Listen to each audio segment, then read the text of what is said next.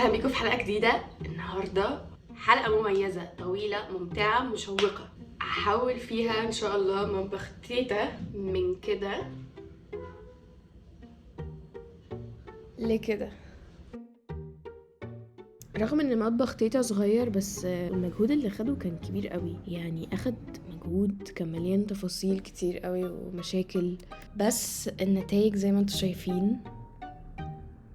المطبخ كان مشاكله ان هو كنت بحس الصفار بتاعه زيادة شوية، يعني انا بحب ثمرة الخشب بس كان برتقاني قوي. كان في مشاكل في التراب اللي بيتراكم في حتت صعبة الوصول ليها، كان في مشاكل في الدهون، وكان في مشاكل في المفصلات بتاعته عشان قديمة قوي وكانت بتترزع كده. كنت عايزة اعمل لتيتا يعني تجربة حلوة في قفل وفتح الدولف. عملنا لها دولف سوفت كلوز يا جماعة، شغل فنادق والله. يلا بينا اوريكم كل خطوات تجديد المطبخ ودهان الأسطر.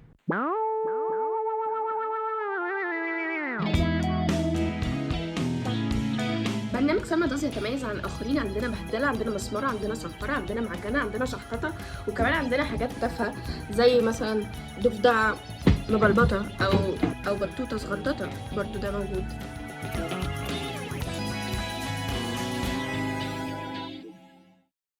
عايزه ابدا الفيديو بحاجه مهمه جدا، اجراءات السلامه. انا الصراحه ما كنتش قدوه كويسه خالص في الموضوع ده، انا كنت عماله اشم بكل حاجه.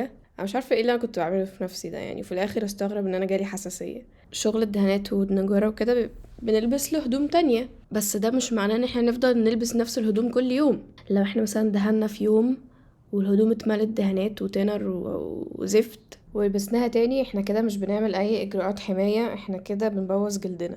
هسيبكم بقى مع سلمى الحقيقيه تقول لكم ايه اللي هتحتاجوه في المشروع ده. يلا بينا نبدا بكل الحاجات اللي احنا هنحتاجها، وكالعاده برضو هسيب لكم روشته فيها كل حاجه. دي الحاجات اللي احنا هنحتاجها: اداه صنفره، العده الاساسيه، عندنا شنيور، مفكات، شاكوش، كماشة. دي البلطة اللي هنستخدمها في مفصلات المطبخ، بتعمل دايرة كده. جبت أزميل مثلا. بص، أنا كنت شفت لايف هاك حلوة قوي على اليوتيوب، طريقة لتنشيف الدولف. بيمسمروا دول في الدولف من فوق، ويحطوا الدولف على شماعات بالشكل ده. فجبت كل الشماعات الرفيعة اللي عندي. ليه بقى؟ عشان احنا ما عندناش رفاهية ان احنا نستنى 3 ايام على ما الضلفة تنشف، بعد كده نقلبها وبعدين ندهن لاكيه في الظهر. فلما نعلقها هيبقى عندنا امكانية ان احنا ندهن ورا وهي متعلقة، فدي حاجة كويسة عشان كله ينشف في نفس الوقت. بقالي كتير قوي يا جماعة عايزة اجيب البتاع ده. انا اسفة بجد ان انا بقعد اشم كل حاجة، خطر قوي. يعني الماسك ده كان غالي شوية، كان 700، ممكن تلبسه كمامة. ايه ده؟ في ايه؟ الفلاتر دي بتتغير، ممكن بعد كام يوم تلاقوا الفلتر ده حرفيا اسود. يعني كان كل الهباب ده رذاذ بقى، الدهان او نشارة خشب كانت دخلت جوه ايه الرئتين. جبت رولة صغيرة، والمسطرة اللي بتبدأ من الصفر مهمة برضو، هقول لكم ليه. الشنطة دي بقى يا جماعة فيها كنوز، جوانتي نجارة كذا واحد عشان لو حد عايز يساعدني. جبت امطات عشان اثبت الدولف وانا بحفر فيها، فرشة صغيرة كده عشان الون المقابض من بره، شوية مركزات الوان، غيارات رولا. جبت كذا فرشة. الفرشة دي المفروض انها انعم شوية من الحمرة بتاعت عمرو تولز. جبت مساكة الصنفرة، سكينة معجون، مفرش بلاستيك، صبغات خشب، وزنك. دول مفصلات سوفت كلوز.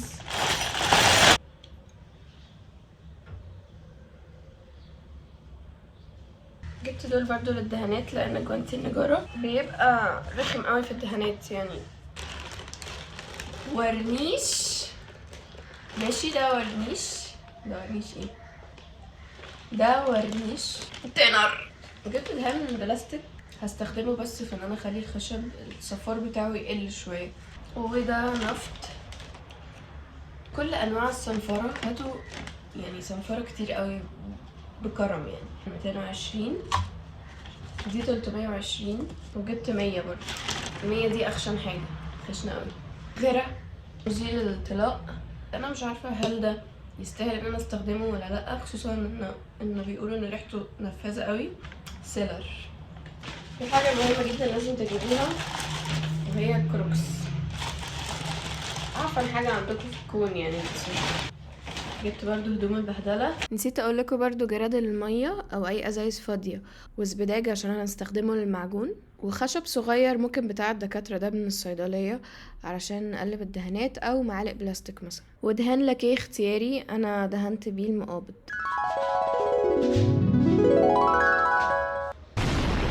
بدأت هنا بفك المطبخ. استخدمت مفك صليبة مفصلات زي ما انتم شايفين، قديمة قوي ومختلفة عن المفصلات اللي موجودة دلوقتي، الشائعة دلوقتي دي محفورة جوه الضلفة نفسها، بس دي كانت مجرد متثبتة بمسامير كده. شلت المفصلات القديمة، رقمتها عشان ابقى عارفة ايه فين لما اجي اركب. نضفت الخشب بمية سخنة وعليها صابون مواعين وشوية خل.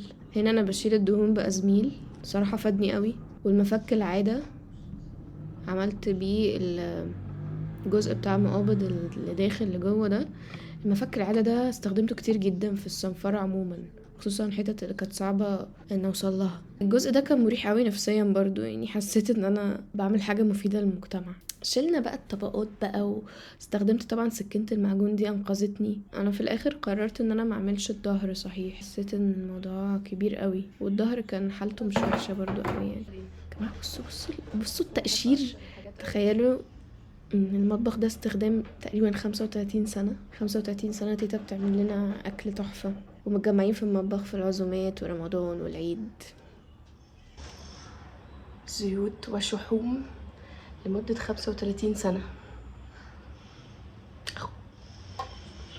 كل ده بنضف بس مصنفرتش يا رب استر. 2000 years later. الحمد لله خلصت كل التنظيف، الادراج، الضلف. ننتقل لفقرة الصنفرة. خلوا بالكم برضو من اجراءات السلامة، ان انتوا ما تحملوش على نفسكم زيادة عن اللزوم. الشغل ده طبيعته بتحمل قوي على الاوتار والكتف برضو والدراع والظهر. اكتر من 3 اسابيع بعد المطبخ مش عارفة استخدم ايدي اليمين خالص، حتى كنت بغسل سناني بايدي الشمال وبعمل كل حاجة بايدي الشمال لما كنتش عارفة اسوق. يعني خدوا الموضوع على محمل الجدية. المشروع ده اخد مني 45 ساعة صافي شغل. لو انا كنت قسمتهم ان مثلا اشتغل 5 أو 6 ساعات في اليوم، المفروض ان المطبخ كان ياخد مني 8 أو 9 ايام. طبعا جهاز الصنفرة مش رفاهية، محدش يقول لي انا هصنفر بايدي بالمساكة وكده، لا جماعة. الصنفرة الدائرية تحفة. انا كان عندي قبل كده صنفرة جهاز بس مربع كده، بس الصنفرة الدائرية احسن بكتير جدا جدا، كانت تحفة وبتنجز. هتبقوا بتعملوا جميلة في صحتكم حرفيا لما تجيبوها. شايفين اصلا بتشيل ازاي؟ شايفين يا جدعان؟ بنصنفر طبعا مع اتجاه الياف الخشب. هنا بقى حسيت انه ضروري جدا ان انا استعين بصديق، فما كانش في صديق احسن واكفأ من ابن خالتي عمرو انه يساعدني في مهمة الصنفرة دي.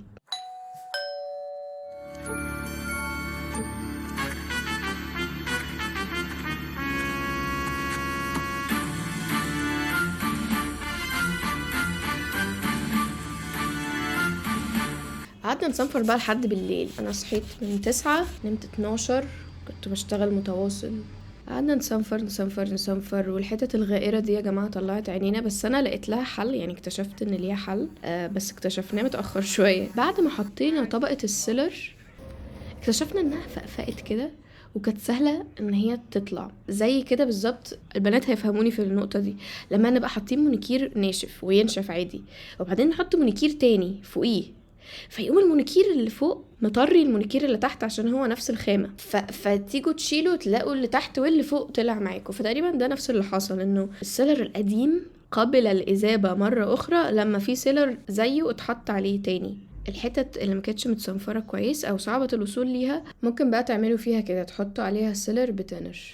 أنا كنت مدية نفسي 3 أيام للمشروع ده وقت قليل جدا جدا جدا، بس انا معرفتش اخد اجازة من الشغل اكتر من كده. انا كان نفسي اخر يوم ادهم فيه، بس افتكرت ان لازم طبقتين الورنيش يبقى ما بينهم 12 ساعة، واضطريت ان انا ابدأ دهان في تاني يوم.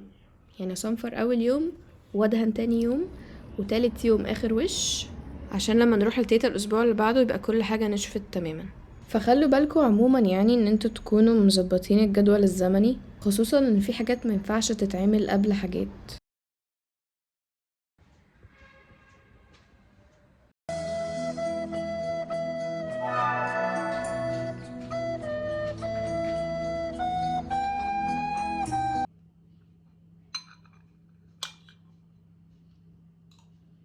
بجد المكان هنا الصبح حلو قوي ومبهج. اليوم التاني بقى عملت فيه شوية نجارة برضو، عملت مفصلات المطبخ، وبعمل هنا علامات بحس ان انا اسنطرها كويس في الفريم بتاع الضلفة من ورا. ثبت الضلف كويس في الترابيزة بالأمطاط. بعد كده ببنطة المفصلات دي قعدت احفر بشنيور لحد ما وصلت العمق. المفصلة فيه تبقى محطوطة كده وهي مرتاحة، ما تبقاش بتتهز. شوفي كده لذيذة ولا لأ؟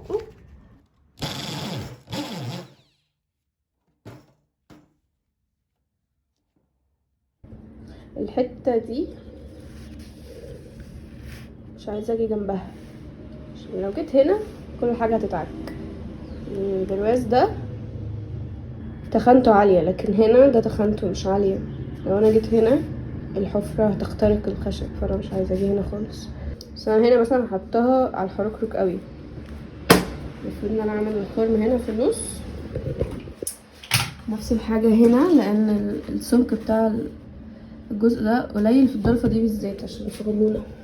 خلوا بالكم الادوات تكون حادة. البنطة دي كانت تلمت قوي من الشغل، كانتش راضية تحفر، فروحنا نجيب واحدة جديدة وانجزتنا حرفيا في 5 دقايق خلصنا كل الفتحات. مش مصدقة. بتصوري يا ماما؟ عايزة اوثق اللحظة دي. احنا خلصنا النجارة كلها، بصوا كل الدولف معمول فيها مفصلات، شغل فاخر من الاخر. دلوقتي بقى فقرة النظافة ثم الدهان. فهنبدأ بقى ننضف نشارة الخشب والحاجات والكلام ده، وهنبقى خلصنا مرحلة البهدلة ونبدأ بقى ندهن.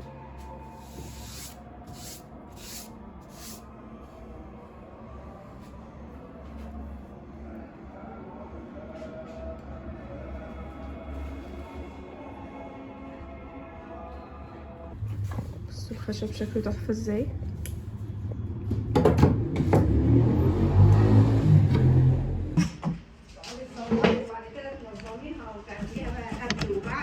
ايوه امال ايه؟ بعمل ايه واختار ايه؟ بالظبط. ربنا يقويك يا حبيبتي. ان شاء الله. اجيب لك فرخه مشويه، اعمل لك رز بكبد، اعمل لك ماشي فرخه مشويه، كفته بعدها وافل بقى بالليل. ماشي. شويه الخساسان والسعرات اللي حرقتيها ترجعي تستنيها تاني. بصراحه في مشكله مش هتاكلي منه سمك. في سمك وفي الخرشوف هنسويه شويه. السمك مش هتاكلي منه ولا الخرشوف ولا السمك، خلاص نجيب لها احنا خلاص ممكن اكل سمكه عادي، بس سمكه كامله ها. مش نص سمكه. لا سمكه ماشي. انا بجيب لها سندوتش عكاوي. هنا بقى عملنا بسرعة كده معجون مناسب لدهانات الأسطر، لأن كان في هنا شرخ عملاق واخد الضلفة من أولها لآخرها كده. عمل فيديو قصير عن ازاي تعملوا المعجون ده. بيتعمل بسبداج وصبغات ألوان وغيرة وزنك. صوابعك يا بنتي، صوابعك. حاضر والله ما فارقة. فرقت ايه؟ يعني الصوابع دي تطلع وانت بتعملي توتوريال على المانيكير مثلا، مش على الزجاج. فقرة الدهانات كانت موترة قوي على اعصابي، بسبب ان انا جربت حاجة جديدة مجربتهاش قبل كده، وهي ان انا اعمل حاجة اسمها وايت ووش. الطريقة دي بتتعمل علشان تقلل البرتقاني اللي في الخشب شوية. فبتجيب دهان بلاستيك مخفف بمية وحطيته بسرعة جدا جدا على الخشب، مجرد بس عايزة الخشب يلقط ان فيه جزيئات بيضة. كنت خايفة قوي المطبخ يطلع مش شبه بعضه برضو، بس الحمد لله يعني عدت على خير. نبدأ بقى فينش الخشب، وهو 3 طبقات سيلر وطبقتين ورنيش. السيلر بيتخفف بتنر، وده القوام بتاعه. دهنا كل الضلف سيلر، بعد كده صنفرنا بصنفرة ناعمة جدا 320 ما بين كل طبقة سيلر. استنيناه ينشف نص ساعة، بعد كده عملنا الطبقة التانية، بعد كده استنيناه ينشف نص ساعة، بعد كده صنفرنا، بعد كده عملنا طبقة تالتة، بعدين استنيناه ينشف، بعد كده صنفرنا. احنا خلاصين اليوم ده الساعة 2 بالليل، بجد كان يوم. مرحلة الورنيش بقى، كنا طبعا عايزين ندهن برضو طبقة ورنيش عشان اليوم اللي بعده ندهن الطبقة التانية، لأن الورنيش لازم نستنى 12 ساعة ما بين أول طبقة وتاني طبقة. عملت ميكس ما بين ورنيش لامع وورنيش مط، وخلى النتيجة حلوة جدا يا جماعة بجد. أنا كنت حاسة ان بعد الدهان الأبيض البلاستيك ده ان الخشب باهت قوي، كنت قلقانة قوي يطلع باهت. بس طبعا الورنيش هو شفاف وكل حاجة، بس بيدي ايه تاتش اصفر كده، لان هو مش شفاف تماما يعني. بعد ما خلصنا بقى طبقة الورنيش دي، نمنا وصحينا تاني يوم نعمل اخر طبقة ورنيش. في حاجة مهمة قوي نسيت اقولها برضو، ان الفرش اللي هتعملوا بيها التنر والسيلر ما تعملوش بيها الورنيش والنفط، يا اما نضفوها كويس جدا جدا، لان النفط والتنر ما ينفعش يجتمعوا. خلوا بالكم برضو ان الدهانات الشفافة ما ينفعش كروتة فيها خالص. انا كان في لحظة كده حسيت ان انا مركزة قوي في التفاصيل وعمالة بقى انضف جامد بزيادة وصنفر بزيادة، بس فعلا دهان الاسطر مش بيستر، كل العيوب كانت باينة. والكروتة ما تنفعش زي اللاكيه بيغطي كل حاجة عادي كده كده، لكن دهان الاسطر لا، مش بيبان فيه فعلا العيوب.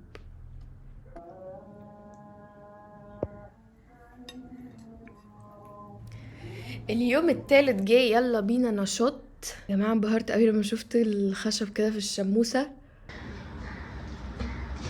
الله الله الله، اللمعه، النظافه، اللون، الفينش. ثانيه تعالى بجد نفتكر كده احنا كنا فين وبقينا فين. معرفش ليه الفيديو صور هنا سلو موشن، شكلي عبيط.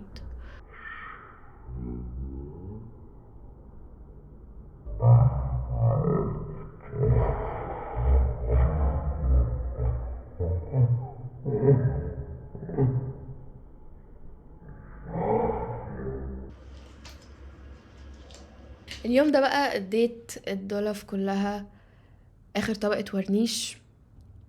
بعد كده المقابض طبعا كانت حالتها حلوة جدا ومتينة، فدهنتها لاكيه بني، عملت اللون بمركزات الالوان.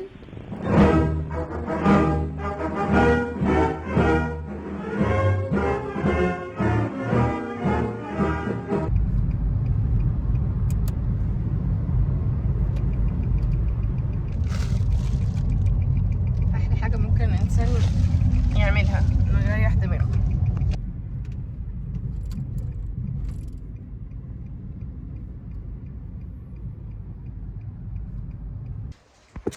بقى نتحول يوم التركيب. جبت دهان بلاستيك عشان ادهن بيه جسم المطبخ، لان مكناش عايزين ندهن لاكيه، لان اللاكيه ريحته نفاذه قوي مؤذيه قوي وبتطول، فمكناش عايزين تيتا تتعب منه يعني.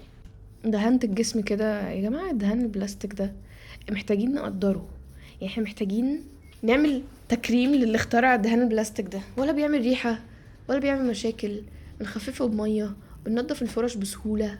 طبعا صنفرنا جسم المطبخ كده على السريع علشان على قد ما نقدر الدهان يمسك في الخشب. حطيت بقى المفصلات. الله الله على الجمال، المفصلات كلها بشاكوش ومفك. محدش يعلق على الموضوع ده، خلاص بقى اللي حصل حصل. مش هتضايق. تاتا. الله.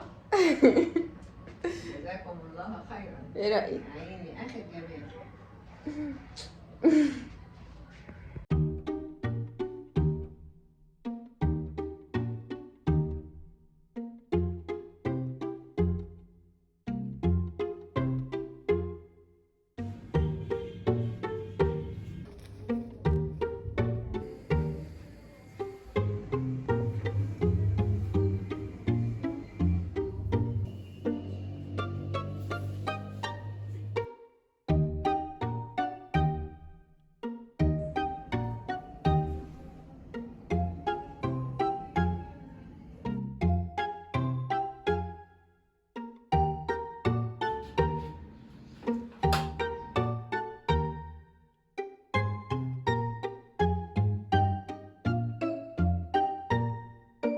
شكر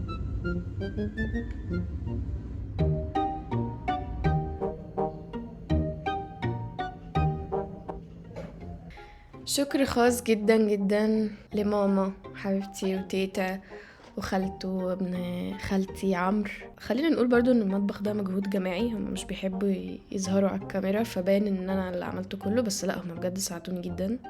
شكرا يا تيتا على الاكل اللي عملتيه، وشكرا يا ماما، شكرا يا خالته، بجد ماما اكتر حد شحططته معايا.